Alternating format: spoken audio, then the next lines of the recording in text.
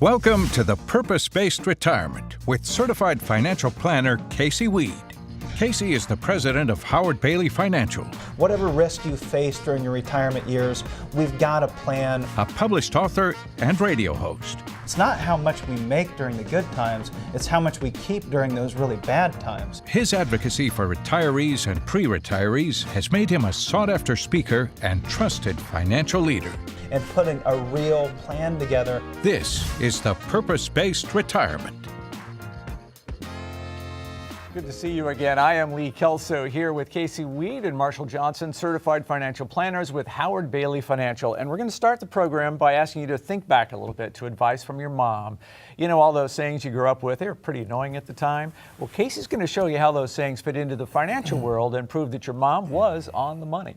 We're going to answer a question from Jerry, who's had money on the sidelines, and now he feels as though he's missing the big market move. What should he do? And we'll wrap up the program with a real-life case study showing how $1.6 million built a purpose-based retirement for one of Casey's clients.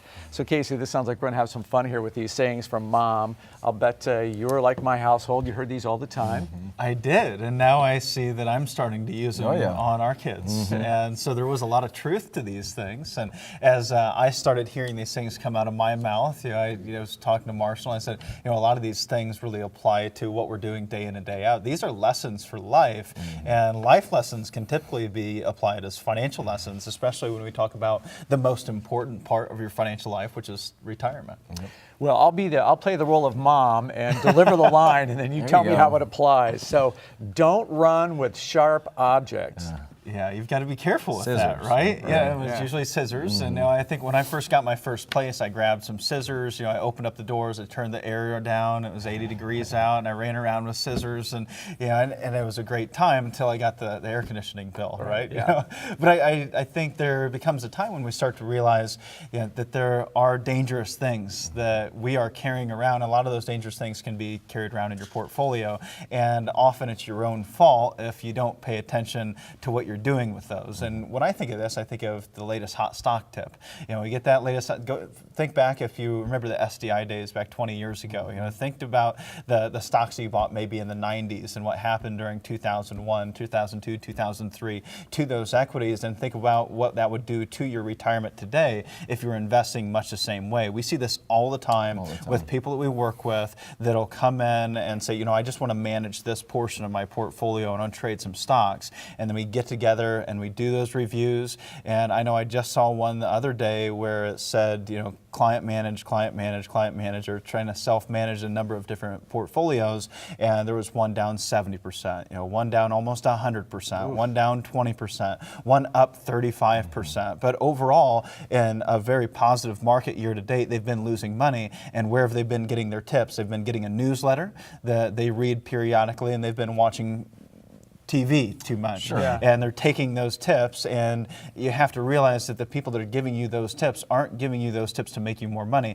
They're giving you those tips so that you buy their newsletter, you watch their TV program. It's entertainment value. It's not advice for financial planning purposes. Well, and the difference there is talking about the difference between speculating and gambling really with your money versus investing. And there's a big difference between speculating and investing. And you got to know the difference because you may have some of those sharp objects in your portfolio. Boy, I know we've got a lot to cover, but there's some. I met a gentleman just the other day that I've known for a number of years, and we sat down and we were having a cup of coffee. And when he talked to me, he said, I remember back to 2007 to 2009, and he was a financial advisor and buying individual bonds, investment grade bonds for his older clients to create the retirement income strategy. And one of those bonds that he held a significant portion of, which almost all the brokers did with this major firm in the United States, was Lehman Brothers bonds.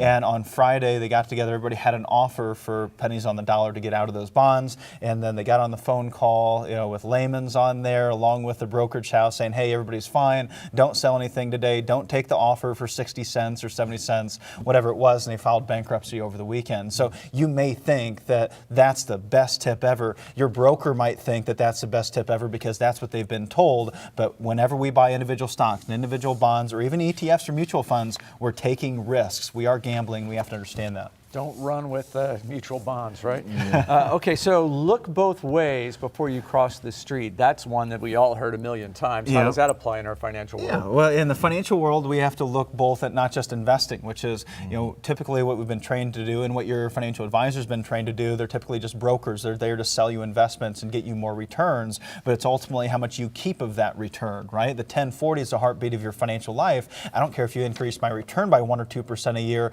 I want you to cut my taxes by 10 or 20% a year. We have to look both at taxes and we also have to look at investments in order to be a comprehensive strategy and do true financial planning. Look both ways. Don't ignore the estate. Don't ignore taxes. Don't just focus on investments. You got to look both ways, just like Mom said. That makes a lot of sense.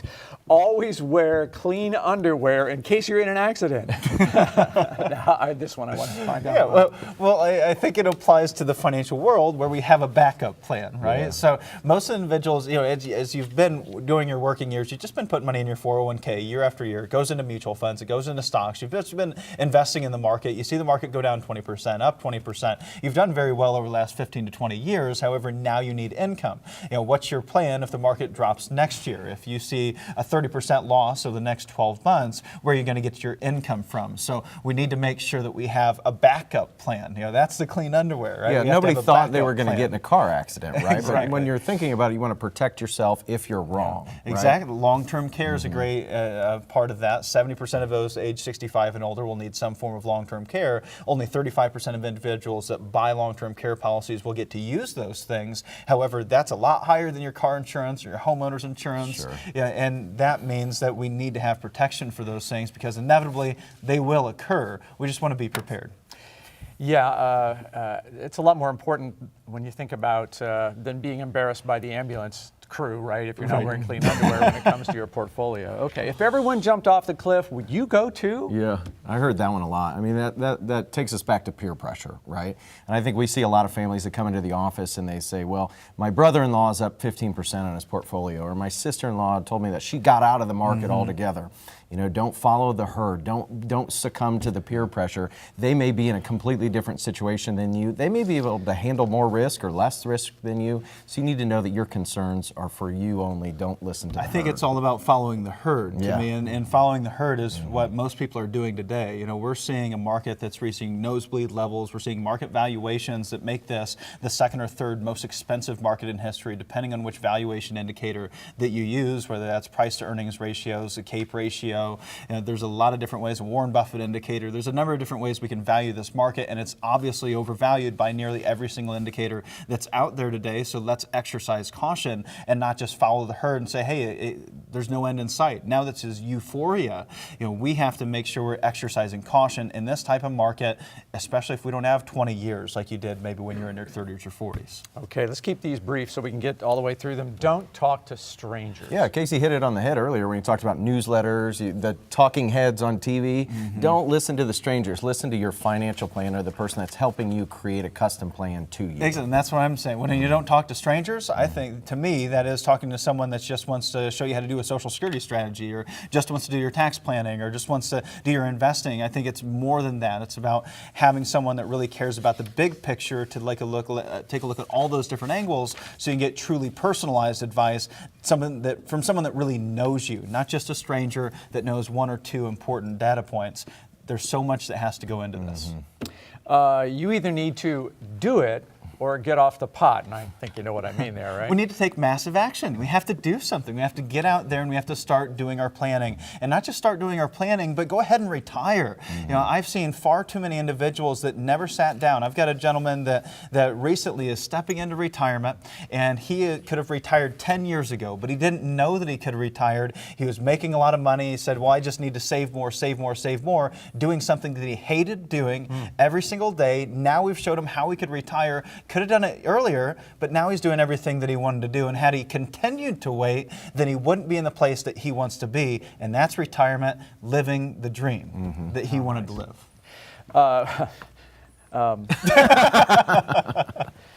Don't play with it or you'll go blind. Yeah, there you go. Man, I heard that from Mom a lot. You know, I'm still here. I can still see, so I never went blind, so that's a good thing. You know, what we're trying to get to there is get a plan, right?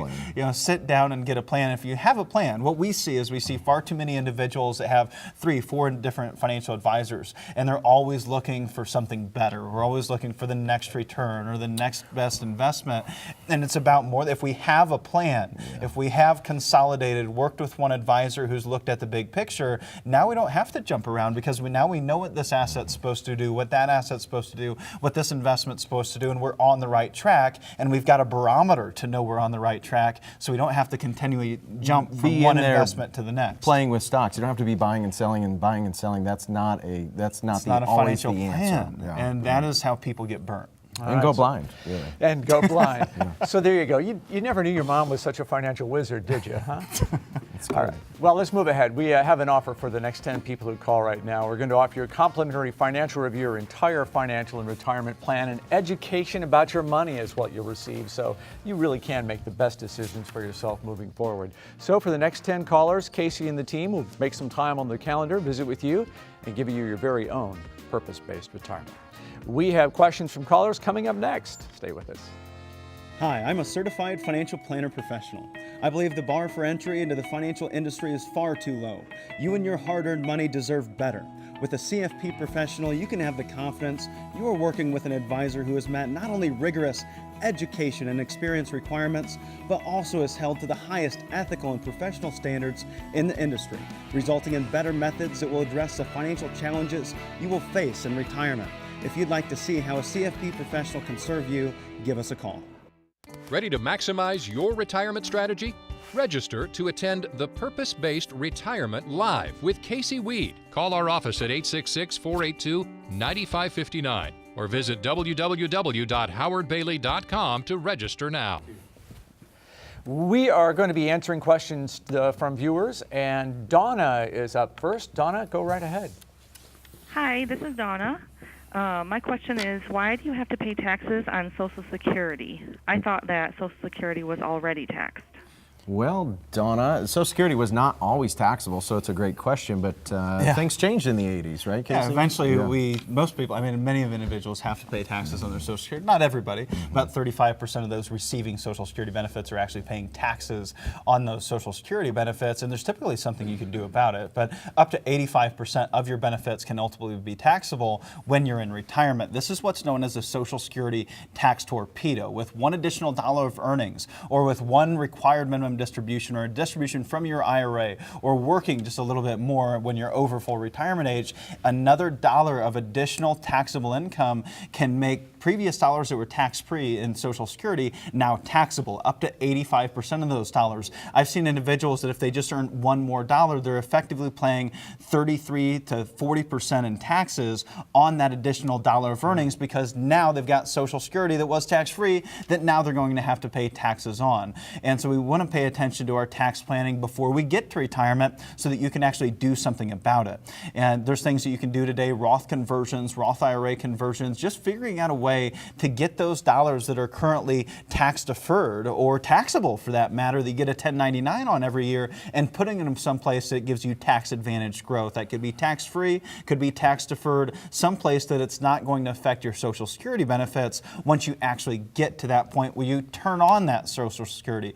You know, some of the planning we've done in the past, and you may think, well, shouldn't my CPA have all this figured out? I have someone that came in our office, it was a CPA that had all of his investments in a line, and we couldn't really help him a whole lot because he was previously licensed. He liked to study the market. He watched it for 1 to 2 hours a day. He said, I love the market. I love trading my investments. He'd been retired for a number of years. So we said, you're doing a great job. We're not going to be able to help you with your investments. And he said, I'm probably doing a good job with my taxes too, because he was very proud of the 0% effective tax rate that he'd had for a number of years. He was doing a great job not paying any taxes. However, at 60 years old, he had 10 years that he planned on waiting until age 70 where he would touch his IRAs, and he would be forced to take large required distributions, which would make a good portion, actually almost all of his Social Security taxable, 85% of it. We were able to implement a plan that day to begin to convert all of those tax deferred dollars to tax free so that he would never have to pay Social Security taxes in the future. Those are the things that you can do if you're working with a true financial planner, not just an investment advisor. We're going to jump over to Defiance, Ohio, and Jerry has something on his mind I think a lot of people probably feel. Go ahead, Jerry. Hello, thanks for taking my call. Yeah, I've been sitting on the sidelines here for the last couple of years, and it's been kind of painful seeing what I missed out on. So how do you all help your clients decide on whether it's time to get in or out of the market? Well, yeah, I mean, I think it's all about having a plan, rather than just saying, get in or get out. Is it time to right? be in the market or is it time to be out of the market? It's about figuring out, well, what's my required rate of return, which is something Marshall often discusses. And that's one of the first points that we start with when we're putting together a plan is, well, what type of return do I need to succeed? You may not even need to be in the market in order for a plan to succeed. And oftentimes we'll find somebody only needs to make 3 to 5%, and they'll never have to worry about losing money in the market. And they don't have to have the market in order to do that. Maybe we've isolated a portion of those assets to create the income you need for the rest of your life, and we can take risk with the rest. The bottom line is we're trying to figure out, frankly, how much we can lose, right? What is the worst case scenario that we cannot possibly handle? When you go to Las Vegas, right, what do you do? My grandparents always went to Las Vegas, and they were not gamblers. Yeah, they were conservative. Right? They would take $1,000 with them. Once that money was gone, it was gone. When we look at your financial plan, we're going to say, well, what money can't we afford to lose? That's the dollars we need for income. That's the dollars we need for emergencies and healthcare, and we can take risk with those other dollars. It always starts with a plan. Yeah, what's the required rate of return? And Terry, quit kicking yourself. Who knows? The market could have crashed over the last few years and you'd have been thrilled.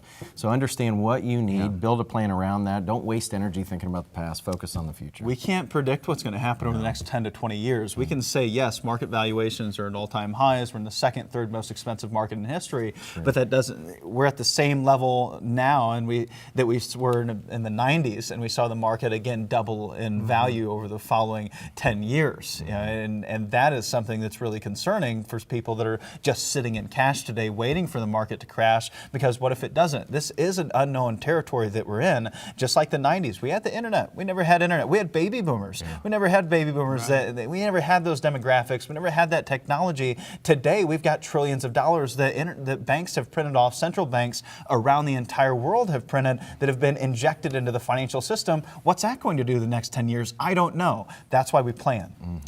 Okay, we got time to get Terry in. Terry, go right ahead with your question. My wife and I are both engineers, so we really like to understand the data and mechanics of things. We've been really struggling to find the right planner, as things just haven't been explained in a way that we can break down as we're used to.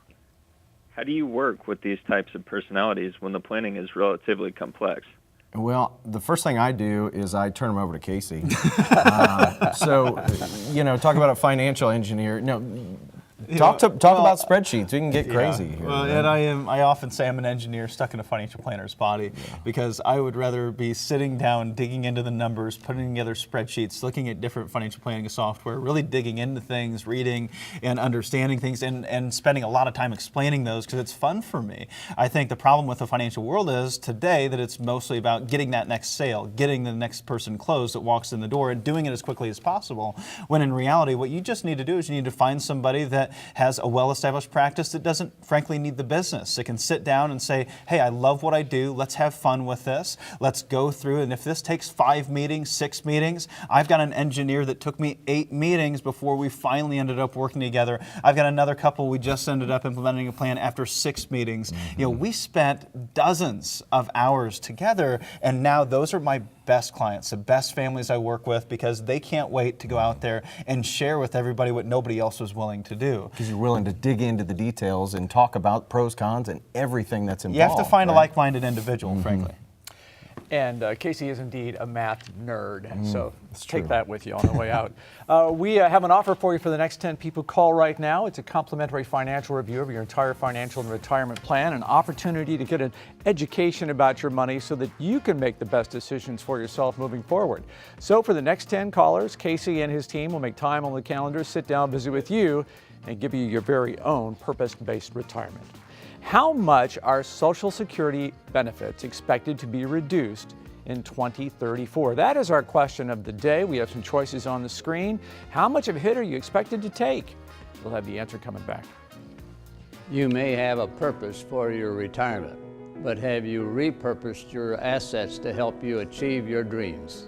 At Howard Bailey Financial, we believe in the purpose-based retirement. We help you determine a clear plan of action to get you to your goal. We can help you review all of the variables, find and understand your options, and help you come up with a strategy that gets you closer to your purpose. Let Howard Bailey help you achieve the retirement you deserve. You need a plan to create the retirement you deserve. The first step is to tune in to the Purpose-Based Retirement Radio Hour with Casey Weed and Marshall Johnson. Saturdays at 11 a.m. and Sundays at 1 p.m. on WOWO 107.5 FM or Sunday mornings at 11 on 95.3 MNC. Okay, back to our question of the day. How much are Social Security benefits expected to be reduced by 2034? Casey, which one of those bad numbers is correct?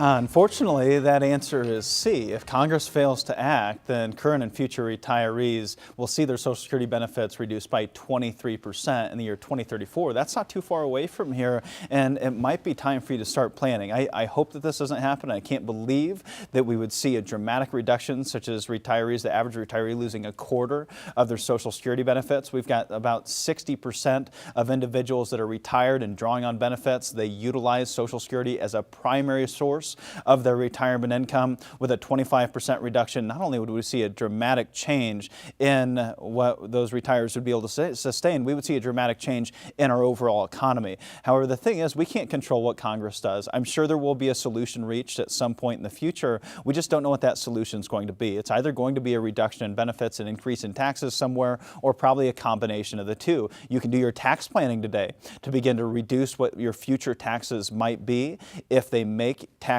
increases in the future, but you can also do things around Social Security planning as well, not just getting a Social Security analysis, but seeing how that fits into your overall plan and then stress testing that plan to find out where you will be if we see a Social Security reduction or any change in Social Security for that matter. I see many of the individuals that we work with want to know if Social Security is totally gone, I want to know I'm okay. I don't want to have to rely on government benefits in order to make sure that I have enough income to last the rest of my life. I want to share with you how we did that for a couple that we recently implemented a plan for. So what we're going to do is we're going to run through a case study here. This is a 64 and 62-year-old couple. They have $700,000 in pre-tax accounts. That's $700,000 in IRA dollars, so tax-deferred dollars. They've never been taxed. Then they have after-tax money, also known as non-qualified dollars, things that they get taxed on really every year. They get 1099s for these things on their gains, whether that's dividends, interest, capital gains. They're having to file a tax return on those after-tax dollars because they've already been taxed and now they're taxed ongoing on their gains, and they have an income gap. So they have Social Security.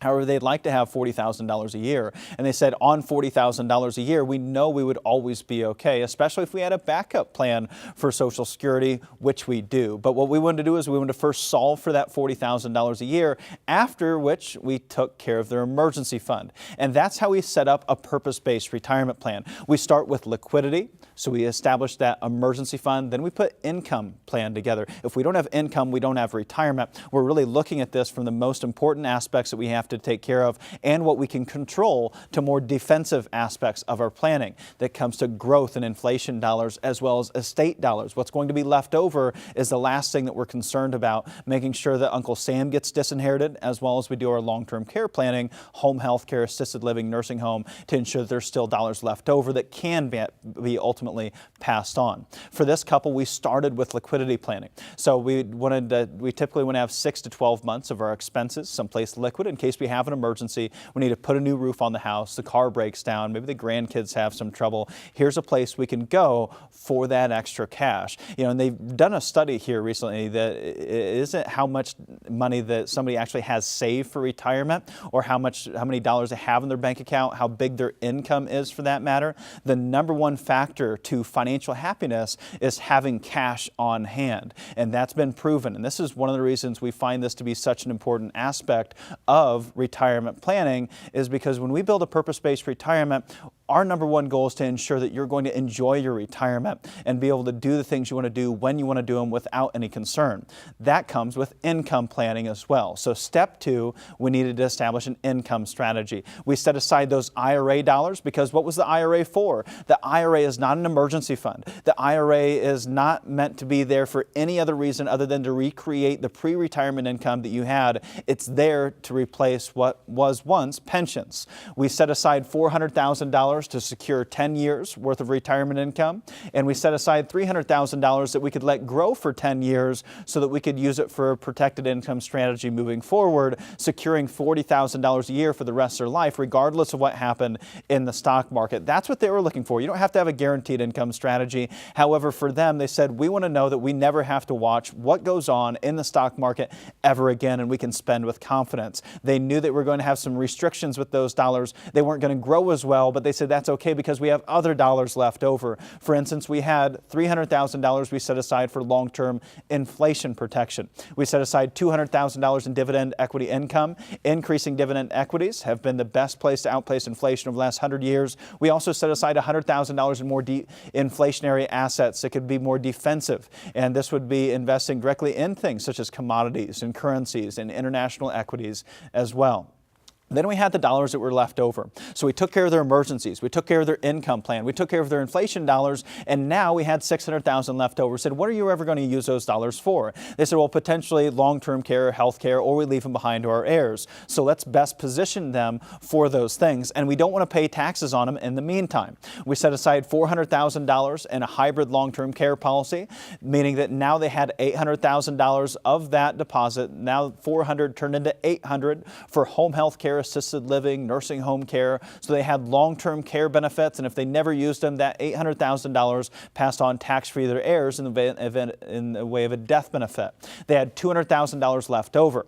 They said, we're never going to use this money. This is what we call never money. We were able to set that $200,000 aside and create a $1.5 million tax-free death benefit to replace all the dollars that they planned to spend over their lifetime. So we started with $1.6 million, set aside $50,000 for emergencies, $700,000 for future income, $300,000 for inflation, and $600,000 to recreate the $1.6 million and take care of long-term care needs should they need them at some point in the future. This is a broad-based, purpose-based retirement plan. Ask yourself if you've put together a strategy that protects you against all these different liabilities in a written fashion. Boy, that is a strategy that would help you sleep well at night. Nice job. Good explanation, too. I think that really kind of touches on the basics of what the purpose-based retirement is all about. Yeah, it's really about isolating the liabilities. You've saved the asset already. Now it's protected. And if you'd like to get started, we have an opportunity for you to do that right now. For the next 10 people who call, we're going to offer a complimentary financial review of your entire financial and retirement plan. It's an opportunity for you to learn more about your money because we want you to make the very best decisions you can for yourself, for your family, for your heirs moving forward. So for the next 10 callers, Casey and the team will make time on the calendar, sit down, visit with you, and give you your very own purpose-based retirement.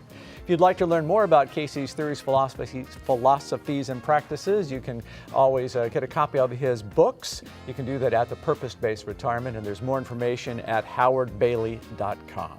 Thanks for joining us. We'll see you next week.